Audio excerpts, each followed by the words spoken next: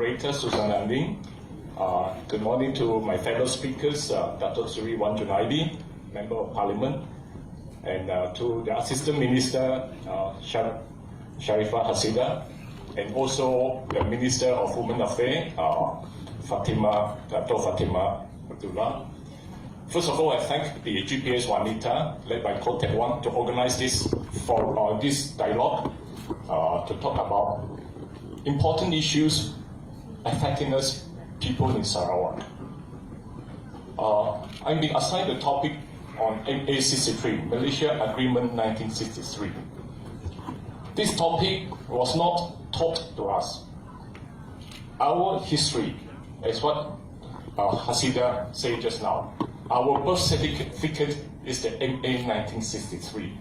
And yet, we did not know our birth certificate, we did not know what it is. What is Malaysia? Until almost 50 years later, when the issue of the rights of Sarawak starts to come out. You see the movement of S4S, the State Assembly starts to acknowledge 22nd July, that was the day where Sarawak served government. Only then, 50 years later, almost 2013, we start to ask questions. We start to find out what is our background. So my talk here will be very much on what happened and then what is the consequence, the story behind MA63. The MA63, Malaysia Agreement 1963, is a very simple agreement. It's only 11 articles inside it. 3 pages only. There's nothing much to it. But it contains about 8 annexures inside, laying out the constitution for Sarawak, for Sabah, for Singapore, and then what are the pay compensation for all those expat workers in Singapore, in Sarawak, and Sabah. That's it.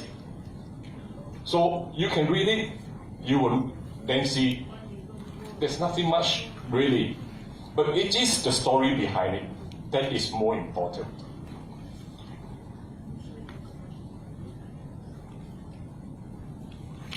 Now, I was introduced as a renowned speaker on this subject. In fact, I wasn't really. I was as ignorant as you guys in 2013. I have no clue what is MA63. Even though I'm a lawyer, quoted the bar in 1992, I did not know. I've never seen that agreement before. In fact, this book, the Malaysia Agreement 1963, together with the Intergovernmental Committee Report 1962, you can't even have it. You can't even find it. It's not even in print, except for one small place where you can find it. This is in Sabah government press. You can buy it. They'll send it to you, and they give you a receipt. So such an important thing, our own birth certificate, we don't even have access to it. And worse still, our history, as I said, it's been hidden, it's not taught. And when I grew up, I was being taught the history of Malaya, but they call it the history of Malaysia. That's the book. I think some of you may still be familiar. I managed to find this book somewhere, 1975 publication, Sejarah Malaysia dan Singapura, published 1975. I was English educated. My time in Malaysia, in Sarawak was still English. My version was English, but the content is the same. I finished from 1982. I like history. I know the history of Malaysia. When you read through this book of 332 pages, not a single word of Malaysia Agreement 1963. Not a single word being mentioned. And only the last 2 pages, it starts to say, Pembentukan Malaysia. And only the last 3 paragraphs or 4 paragraphs, they talk about Sarawak and Sabah. The first 2 pages, they talk about Singapore involvement in the formation of Malaysia. That's our history. That's what we have been taught. That's why we are ignorant. And after 40, 50 years of ignorance, we start to ask this question. And very happy, very glad we get 100 over people turning up for this function here in Kuching. I'm really happy of that. we should do more to get awareness. If we people in Sarawak are not aware, do not know our own history, do not know our own background, there is no hope for our next generation for the future. People in Malaya, West Malaysia, they know their history, but we don't. And we will suffer if we are ignorant. I give a very clear example. In Hong Kong, it's still ongoing, but the last 2-3 weeks, you saw massive people come out to the street, 1 to 2 million, walking the street, demanding the Executive Council not to pass the extradition amendment bill. Imagine Hong Kong, a tiny island of 6 million people, standing up against their big brother in China because they fear the extradition bill will impact on their civil rights. The people in Hong Kong, against the threat of big brother in China, they stood up against this threat. The Hong Kong extradition bill, in fact, there has legitimacy to implement it because of a murder case of someone in the Hong Kong boyfriend and girlfriend went to Taiwan. Boyfriend allegedly killed the girlfriend in Taiwan, went back to Hong Kong. Taiwan want to extradite him back to Taiwan to face the law, but without a common extradition agreement or law, they can't do it. So the Executive Council used that opportunity to try to pass a law, and they slip in a paragraph to include China. That set the alarm bell going and get 2 million people on the street to defend their liberty, to defend their rights. So if people in Sarawak manage to do that, with our oil and gas being taken away, with other rights, immigration rights, or anything that's been taken out, if we stand up, we can defend ourselves. We did not do that the last 50 years, but we can do that moving forward. That is important. We have to rely on ourselves. The politician can't do that much without the support and awareness of the people.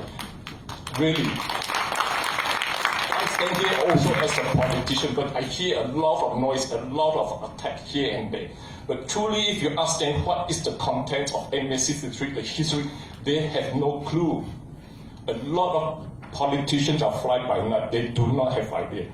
2016 state election, I went around to listen from both sides. Quite a lot of people stood up on the stage and shout about MA63. They really have no idea what they are talking about if they don't go and read out. Just because you join a political party doesn't make you an expert in politics and in the law of issues currently. We really have to read up and to know. And joining this type of forum, it is really a good thing. Your willingness to learn. Yeah. Okay, I'll move on. Now, what is MA63? Pang Hasida has mentioned briefly. It is an international agreement signed in 9th July 1963 in London by all these parties. Sarawak and Sabah also signed. We were a colony. We didn't really have a self-government yet, except for 2 months.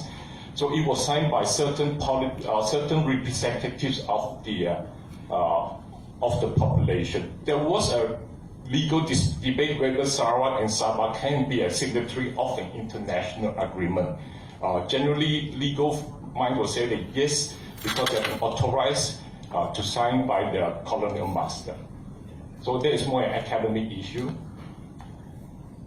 Now, as I said just now, MA63 is a framework with the principles, the framework and the principle of Malaysia. Now, the details are actually in the IGC report. You may have heard about the state list, the concurrent list, and the federal list. It is stated inside here. State list, we have full authority to legislate, to govern. Concurrent list, we can share. Then there's federalist issue, usually concerning security, taxation, external affairs is federalist. You will notice that my slide, I will touch quite a lot on Singapore. The reason is very simple. Malaysia came about was because of Singapore. Sarawak and Sabah is in Malaysia now, it's because of Singapore. I put the blame on Singapore. If you say the region of the if you are saying we're good to be in Malaysia, it is because of, we say thank you to Singapore. why the reason will become obvious. Now, in A63, 11 articles in 3 pages. The rest are in the annexures. It talk about the draft of the Constitution of Sabah, Sarawak, and Singapore. There's already 3 annexures out of the 11. Then the immigration bill, they give us the autonomy over immigration. Public officers agreements of Sabah, Sarawak, and Singapore. Basically talking about these British officers over here, their compensation and their pensions. The agreement is, IGC is only applicable to Sarawak and Sabah, not Singapore. Singapore has a much more detailed agreement, more comprehensive agreement with the Federation of Malaysia. They talk primarily on the common markets, on tariff financial issues, and even about tax policies, and even about the policy, internal law and order. Now, although MA63 was signed on 9th July 1963, they actually signed at 11:30 p.m. 8th August in London, where all of them managed to sign it. Was coerced into signing, except Brunei didn't turn up. Brunei didn't want to come, so they did not sign, so they're out. In fact, there was preparation for Brunei to sign. Now, Singapore, even though it's signed on 9th July, Singapore and Malaysia, they continue to negotiate. Lee Kuan Yew was the Prime Minister of Singapore. He continued to negotiate on the major terms on tariff, on common market, on the tax distribution, and other intergovernmental issues that's not been agreed.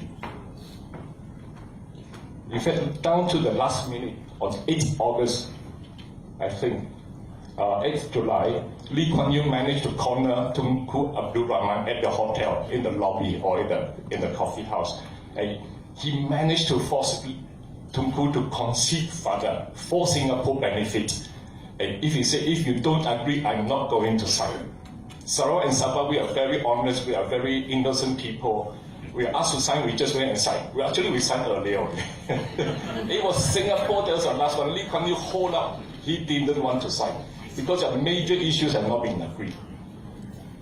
In fact, there was a letter I saw at Kew Garden, the National Archive in London. I forgot to photostat that one. It was Lee Kuan Yew writing about the right to Malaya market for Singapore chicken and eggs, tariff-free. They should not tax Singapore farmers for selling chicken and eggs to Malaya. It went that detail. So at the Ritz Hotel, Lee Kuan Yew managed to get an envelope, get Tunku Abdul Rahman to initiate to agree on that 5 extra points. One of them is about security, enforcement of the Internal Security Act, where it is the right of Singapore rather than federal. So you can see there was a supplementary agreement to A63 that was signed on 9th July. Another one was signed on 28 August 1963 to postpone the Malaysia Day from 31st August to 16 September 1963.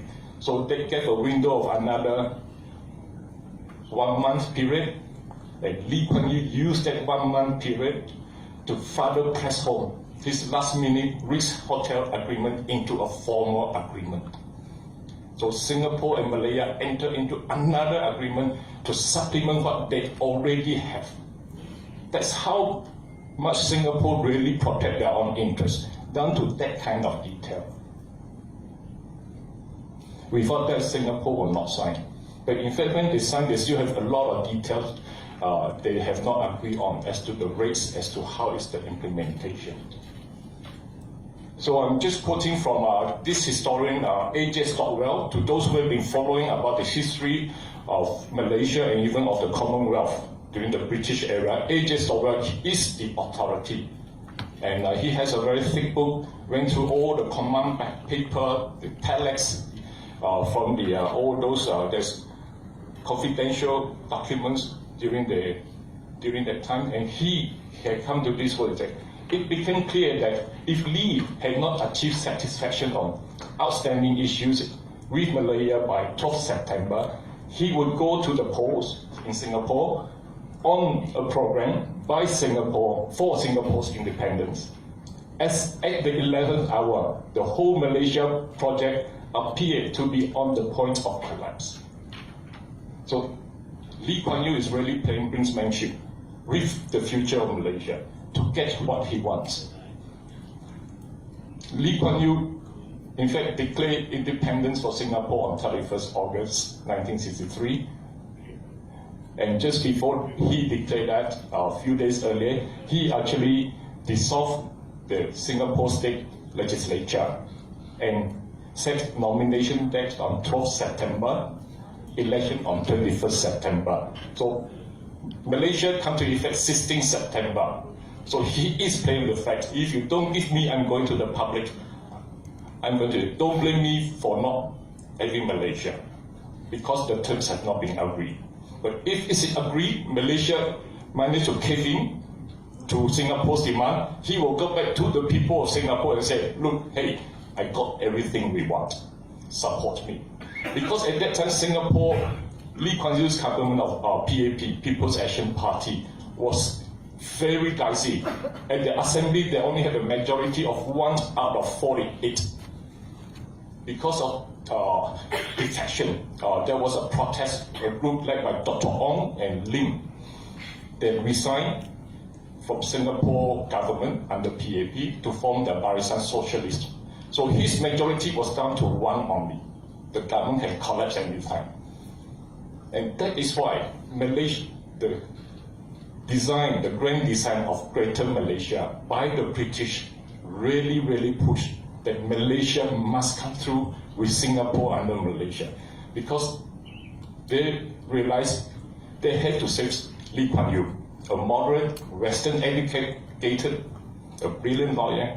He is the only hope for Singapore and for the British Empire still in Southeast Asia.